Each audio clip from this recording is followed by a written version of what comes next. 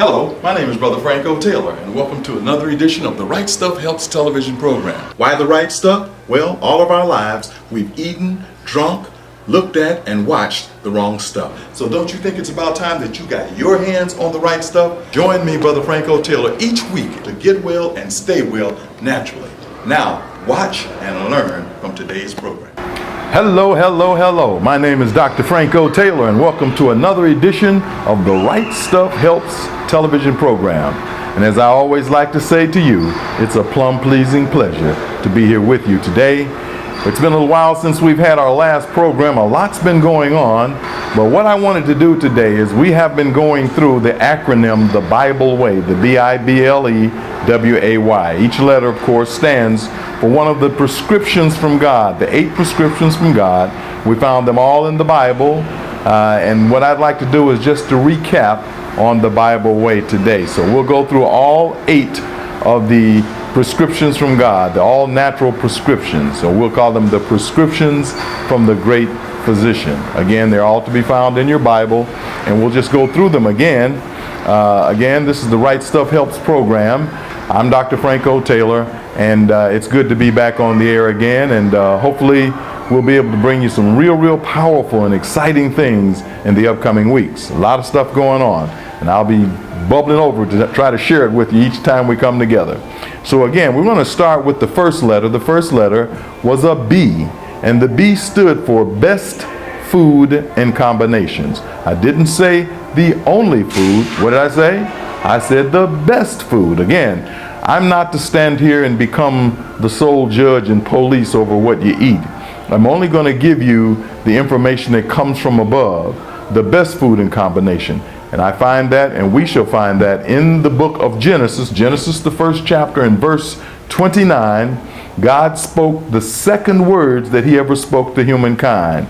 The first words were in Genesis 1:28. He said to be fruitful and to replenish the whole earth. This was what he told Adam and Eve, and simply they were to go out and have more little perfect beings just like themselves so that they could do what? They could replenish the earth. Have perfect beings for him to look out at and see all the wonders of his hands, the works of his hands, and they would therefore give him honor and glory. But the second word, the very second words recorded that God spoke to man were these. Genesis 1:29 says, I have given you every herb bearing seed which is upon the face of all the earth, and every tree in the which is the fruit of a tree yielding seed, to you it shall be for meat. So man's first meat, according to the Bible, was fruit, nuts, and grains, those things that grew loftily up into the air. So when man reached up to get the food that he did not plant, who was he reaching towards? He was reaching towards God. And that was the way it was set to be. And in the beginning, I always ask the question, how long was man supposed to live in the beginning? And for those who understand Bible and understand God, he didn't create us to die. So there was never ever to have been any death or sickness or sin or disease or anything like that in the earth. So what happened? Man disobeyed, and what happened?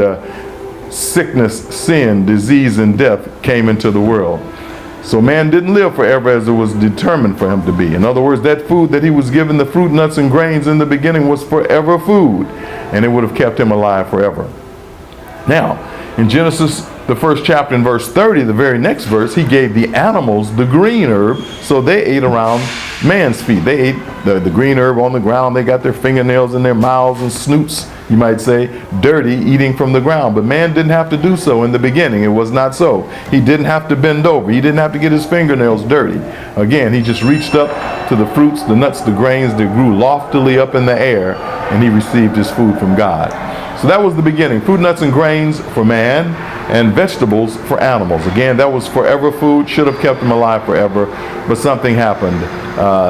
They didn't continue that way, and after sin, God did something else. They sinned by disobeying and eating fruit they were told not to eat. We're not going to go there. We're simply going to say, after that, God gave him another diet, you might say. He added to the diet. The first diet was a perfect diet, and then he added what you might call a permissive diet. He allowed man at that point to eat the green herb of the ground. So he told him in Genesis, the 3rd chapter, verse 17 and 18, curses the ground for thy sake, thorns and thistles shall it bring forth to thee, and thou shalt eat the herb of the field. So now man has to bend over to get his food. But that was still a pretty good diet, because according to the Bible, Adam lived to be 930 years, Noah lived to be 940, Methuselah lived to be 969. That's pretty good age to me. That's longevity, almost 1,000 years, eating fruit, nuts, grains, and vegetables. A good diet.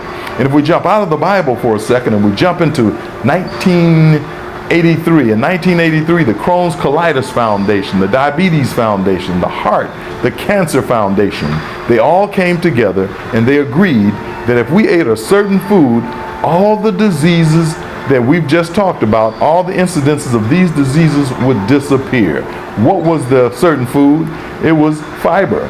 What is fiber? Fruit, nuts, grains, and vegetables. So again, in 1983, man finally agreed with God. How do I know that? Because God told me 5,000, almost 6,000 years ago that I needed to eat fruit, nuts, grains, and vegetables. Now the question is, how do you eat these foods? Well, back then in the Garden of Eden, were there any microwave ovens or George Foreman grills? Of course not. So they ate their food basically raw. Now I'm not saying that you're going to die and go to hell because you eat cooked food. I'm not saying that. I'm simply saying if you want the best diet, if you want to heal, if you want your sugar level to go down, you want your blood pressure to go down, you want your waistline to go down, you want your energy level to come up, then you need to eat more of the food that God originally designed for man. That's all I'm saying. If you want more, you got to do more. You want better, you got to do better. Okay, you want the best, you got to be the best. And you got to make wise decisions, because simply this, health or good health is not a chance, it's a choice. Are you listening to me? You get to choose, just like Adam and Eve did, what you want to do with your life. So again, fruit, nuts, grains, and vegetables are the best food, but the way to eat them is mainly in a live state. Let me give you an idea of what I'm talking about. Let's just say, for instance, let's look over on this side, and on this side we've got a plate of food. On this side we have animal products. We know they're dead because you're not eating any live chickens. But here's my question to all of you out there. If you cook a vegetable, is it live or is it dead? You got it. It's dead. Once you put anything in a pot and boil it for 45 minutes at 350 degrees or more, it is dead. Tastes great, but it's dead. So over here you got your animal products. You got your macaroni cheese. You got your scrambled eggs. You got your broccoli, your carrots, your peas, your greens, your beans. All of that's cooked. Tastes good, but it's basically what? Dead. You got to say that. You got to get that in your craw if you're going to get well. Not saying you can't eat it, just know that it doesn't have all of what you need, the high octane of fuel that must go in this body that God designed, okay? So over here you got your cooked food. On this side you got another plate of food. You've got green leaf lettuce, you got carrots, you got celery, you got tomatoes, you got broccoli and cauliflower, the way you put them in a salad. You've got apples, peaches, pears, plums, bananas, grapes, raisins, mangoes, papayas, blueberries, mulberries, raspberries, berries. All that's over here. 2 plates of food. Which side has enzymes that's going to help your body digest the meal? The live side. You got it. Which side has minerals going to build your muscles, your joints, your ligaments, and your tendons? The live side. Which side has vitamin? Vitamins, life, that's going to build your immune system? The live side. Which side has fiber that's going to make your bowels move like most of yours is not moving? The live side. You got it. Now, which side is it that people eat the most of? Yeah, this side. So if you get what I'm saying, I'm not saying you can't eat this. I'm not saying you're going to die and go to hell because you eat it. I'm simply saying that if you're going to eat this, you need more of this to go with it. Let me give you an idea how that works. Let's just say in the morning you're going to have some whole grain grits or some whole grain cereal or some whole grain biscuits or whole grain toast or whole grain pancakes. What's the key words? Whole grain. So if you're going to have whole grain, you need 2 to 3 pieces of fruit to go with that. Apple, peach, apple, pear, apple, banana, apple, grapes, apple, mango, apple, papaya, apple, blueberry, apple plus something, because apple is the king of the fruits. So if you do that, throw in a few pecans or almonds or whatever kind of nuts or seeds you like to give you your natural protein and fat, then you've got a well-rounded meal that'll hold you for the next 5 or 6 hours. But let's just look at lunch now. Let's just say for lunch, because we're out and we're in 2017, you may have to eat at Captain D's or Wendy's or one of these or some of these or maybe all of these. I don't know. I like for us to laugh about it. But if you have to do that, then you must eat some salad or slaw to go with it, because the salad and the slaw are still what? I heard you. Live. You're absolutely correct. You need the live to go with the cooked in order that you might have a balance in your body. And in the evening, if you're eating a meat and a vegetable, okay, if that's what you're doing, that's your business. But you must eat the live, the salad, and slaw and so forth to go with it to keep the body balanced. Even if you're eating snacks, popcorn, chips, or whatever you're eating, you still need a handful of grapes or a saucer of sliced cucumber or something live to go with it, because the live has everything that the body needs, whereas the cooked and the dead basically has what you want. It has what tastes good, what's easy to chew. Okay, are you getting me? So again, you need a balance. How much? I don't know. How far do you want your waistline to go down? How far do you want your sugar level, your high blood pressure to go down? How far up do you want your energy to go and your to disappear, bloating and burping? How far do you want those things gone from your life? That'll determine how much live you eat. The choice is yours. Remember now, life and health is not a chance. It's a choice. You have to choose, okay? All right, so again, live food with every meal. So the best food and combinations, of course, again, is fruit, nuts, grains, and vegetables, and that in as live a state as possible. The next letter was an I, and that I stood for intake of plenty of water. We found that in Ezekiel 4:11. What book did I say? Ezekiel 4:11. Ezekiel 4:11, and I'll paraphrase, I'm pretty close to it, says, "Thou shalt eat also water by measure." Hold on just 1 second. Because we're talking about water and you all look a little thirsty out there, I'm going to drink us some water. Excuse me.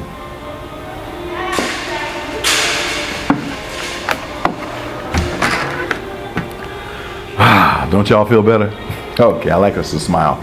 Bottom line is, Ezekiel 4:11 says, "Thou shalt drink also water by measure." So God is saying you should drink a measured amount of water every day.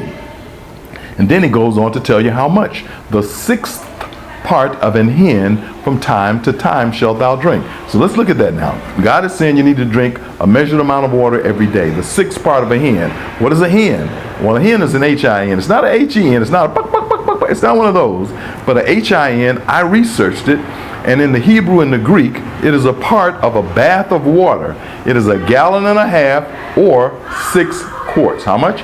6 quarts. So a hin is 6 quarts. So we're supposed to drink, according to the word we just read, 1/6 of that hin. 1/6. So if a hin is 6 quarts over here, and you're going to drink 1/6 of that, what's 1/6 of 6? 1. You got it. 1. So if you're drinking that, and it says from time to time, if you drink it one time over here, you got what? 1 quart. You drink it another time over here, that gives you what? Another quart. You put them together, how many quarts is that? 2 quarts. Now, how many glasses is that? I see you. I see it. It's happening. That's 8 glasses. How many glasses have the doctors been telling us to drink for the last 40 or 50 years? 8 glasses. Now listen to me. Listen to me. Listen to me. I'm so glad that man caught up.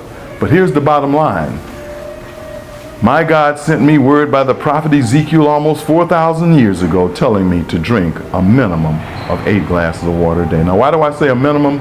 Simply because it said from time to time. Time to time doesn't mean just 2. It could be time to time to time. And I know that's the truth simply because everybody can't drink the same amount of water. If you're larger, you need more water. It's sort of like 2 Ford vehicles. I'm going to use Ford vehicles. An Excursion is a large Ford. A Focus is a small Ford. They both use water. Which one uses the most water? The Focus, of course. Can you drive the Excursion on Focus water? Of course not. You can drive it a little while, but it'll overheat, blow the pistons, even freeze the engine, tear up the engine because of the lack of what? Water. You get an explosion, the pipes will bust, the whole 9 yards. What's the difference when your blood vessels in your body pop, in your brain they just explode, and you have a stroke of the brain or a high blood pressure and cause you to have a heart attack? What's the difference when a good deal of it is caused because you don't drink enough water? Okay, all right. How much water? The bottom line is you must drink half of your body weight in ounces of distilled water every day. So again, if you weighed 200 pounds, that's 100 ounces. That gives you exactly 64 ounces or 8 glasses of water that you would drink, okay? I'm sorry, no. At 100 pounds, that would give you 96 ounces. 200 pounds would give you 100 ounces, which would give you 96 ounces, which is three quarts of water, which is 12 glasses, I'm sorry. But if you weighed 125 pounds, like a lot of women do, 125, 130 pounds, that would be 64 ounces, because half of 130 would be 65, and that would give you exactly 8 glasses of water to drink. Now, that's water. Now, talking about water, what's the best form of water? I say distilled water. There's all kinds of water you can drink, but distilled is the best.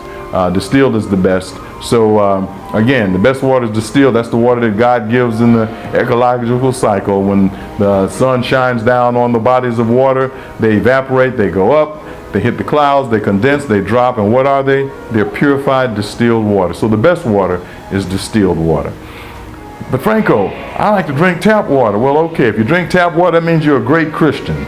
Why do I say that? Because if you're drinking tap water, you're drinking your next door neighbor's bath water and toilet water. That makes you a great Christian, okay? Again, I like for us to smile, but that's just the way it is. So the next letter was a B, and that B stood for being temperate.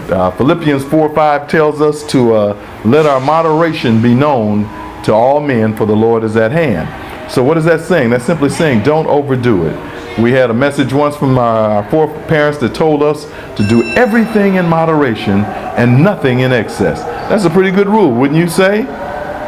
No, it's not. I kind of tricked you a little bit, okay?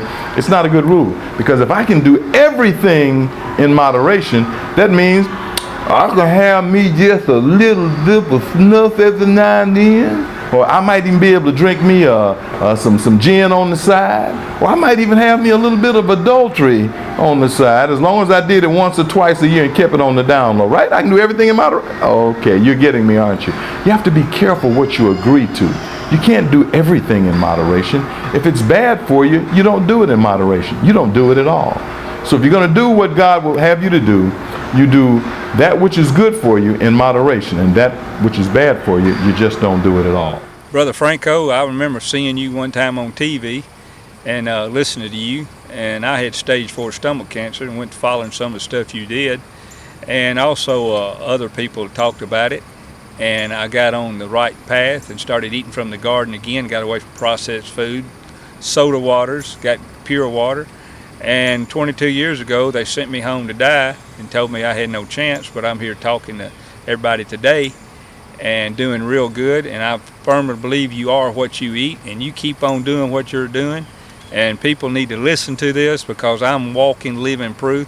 As long as we do go back to the Bible and people like you there tell us what's in the Bible and we would listen, we're going to be good, because God is good. And stay tuned to the right stuff, because it helps. It works. The next letter in the Bible Way acronym, we've done the B, the I, and the B. The last one was being temperate. The next one is L. The L stands for lots of rest and sleep. In Ecclesiastes 5, verse 12, we have a scripture that tells us that the sleep of a laboring man is sweet. But it also goes on to say that the abundance of the wealthy won't suffer him to rest. So God gives you sleep. He gives his beloved sleep. And I've always asked the question, what are the best hours of sleep? And we find that the best hours of sleep are between 9 p.m. and 3 a.m. Folks say, well, why there? Those 6 hours are the best 6 hours in the 24-hour schedule that God gives us. Why do I say that? Simply because from 9 p.m. to 3 a.m. is the time when the moon has a gravitational pull on the earth that puts everything into a deep rest, a deep sleep. We go into what is called rapid eye motion sleep during those hours. The melatonin is secreted and produced in our bodies during those times at a higher level than any other time, and it assists us in going to sleep. So then people ask me, well, what if I go to sleep? What if I work the second shift? Well, if you work the second shift, I'm sorry. You work that graveyard shift, nothing I can do for you on that end, except that I know that once you get home, you go to sleep, you can sleep during the day, and you can sleep 9 or 10 hours, and you still wake up tired, simply because you're not getting the right sleep. Again, I'm not saying that you can't do it, But I've talked to people, thousands of people, and they've all told me, man, we go on vacation and I go to sleep at night for a change. I get 5 or 6 hours sleep and it feels like I've slept for a week. It's just wonderful sometimes to sleep during the hours that God gives. The best hours are from 9 p.m. to 3 a.m. Now, if you sleep from 9 to 5, that's great. From 10 to 6 is still a decent hours of sleep. But those 6 will be as if you slept all week long. Just good sleep, good sleep, good sleep. The other 3 things I'll ask you about sleep is, do you sleep in a cool room or a hot room? You got it, a cool room. How about a well-lit room or a dark room? A dark room. And what about a noisy room or quiet room? A quiet room. See, you got it. You know how to sleep. So go on, get your rest, get your sleep. God intended for you to have rest, so much so that he even gave you 1 day of rest a week. So he intended for you to rest from your work and from your weariness and from all the stuff that goes on in this world. God wants you to rest. So get your rest, folks. It's very, very important. The next letter in the acronym, the Bible way, is an E, and it stands for exercise daily. What is the best form of exercise? The best form of exercise is walking. What kind of walking? Brisk. I mean, where you're going, those arms are flapping, you're moving, you're taking in deep inspirations of air, you're moving every muscle, every tendon, every joint in your body is moving. Your diaphragm is taking in deep inspirations of air and you're just doing fine. So walking is the best form of exercise. You can do all the other things you want to do, but walking is the best form. If you should walk 45 minutes to an hour a day, 5 to 6 days a week, you'll watch your sugar level go down. Your blood pressure will drop all out of the window. Your food will digest better. Your bowels will move better. You will lose weight. Are you listening to me? Circulation picks up. Air, oxygen to the brain, lungs are better, sinuses clear up, joints work better, everything works better when you exercise. Very, very important. It's so important that, again, God placed man in the Garden of Eden to dress it and to keep it. And that was Genesis 2:5. So it's important that we get that exercise in. Walking, the best form. Next letter is a W. It stands for wonderful sunshine. Genesis 1:16, God placed 2 lights in the sky, the greater light to rule by day and the lesser light by night. What was the lesser light? Again, the moon. But what was the greater light? The sun. What does the sun do for us? Well, we know it warms us up, okay? It brightens up our mood from a cloudy day. When the sun comes out, woo, you feel so much better, okay?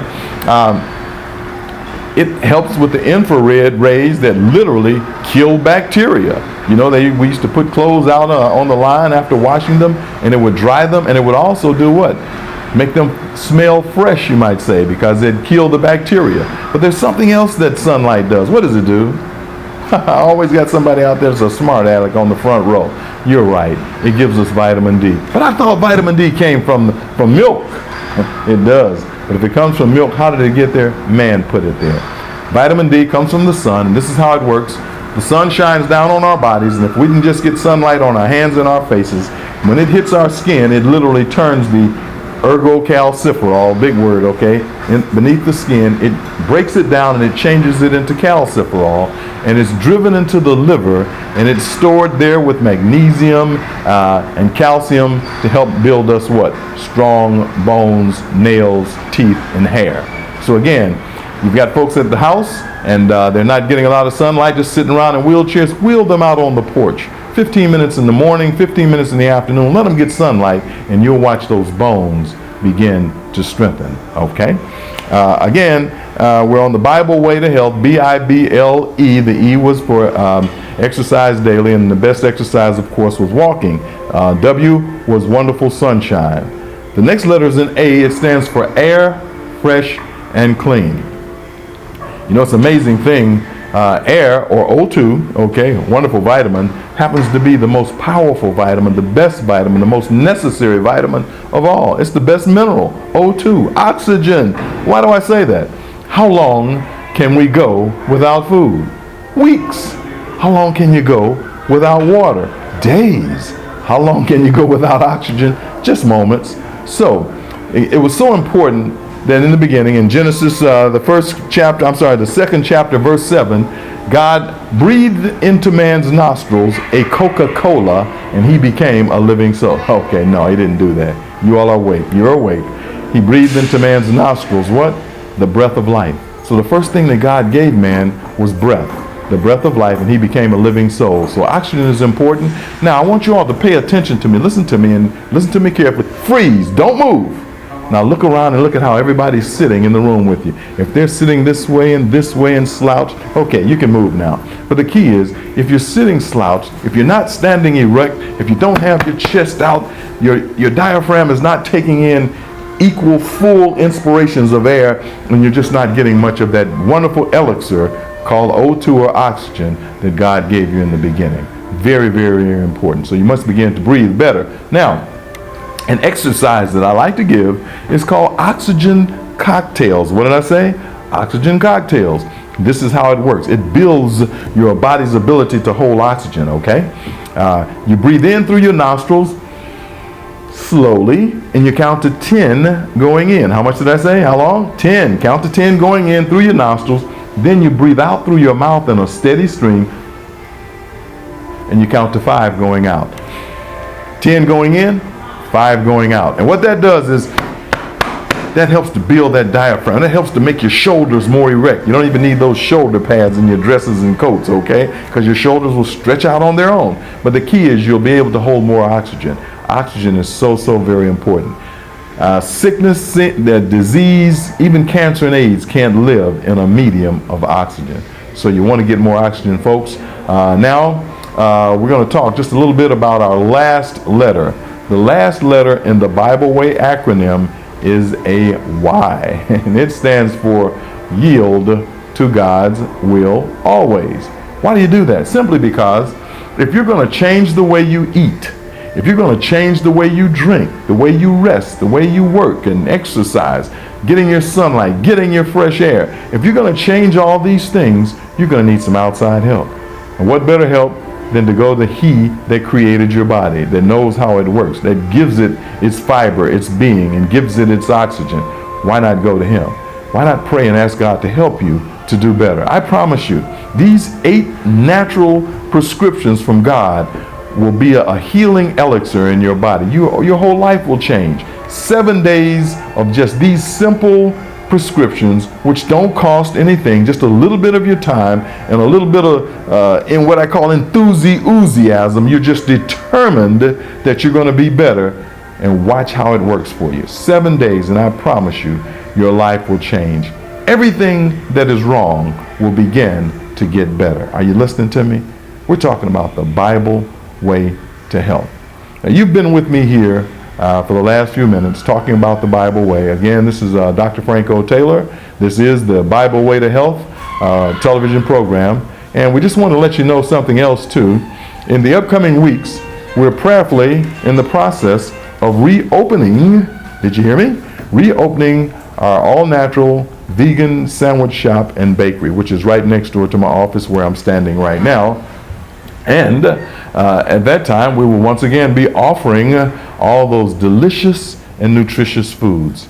And in time for Thanksgiving, listen to me carefully, in time for Thanksgiving, we want you to know that we'll be taking orders after we're open. We'd like to be open by the 1st of November, right around there, first week of November. We'll be taking orders for our Thanksgiving dinner. That's that wonderful, beautiful, delectable, succulent turkey that I make. Okay, I make it and then I bake it. You'll be able to slice it and butterball. Oh man, this is butterball. Are you listening to me? We actually have that turkey for you. It's about large enough to feed 5 or 6 people for a week. And we'll have a big pan of dressing, a large quart full of gravy. We'll have a dozen muffins, all natural muffins that we will make for you. And we'll have a sweet potato pie. So again, this is Brother Franco Taylor saying that I love you, and thank you for being here with us. And until the same time next week, same station, this is Brother Franco Taylor saying I love you, and may God bless.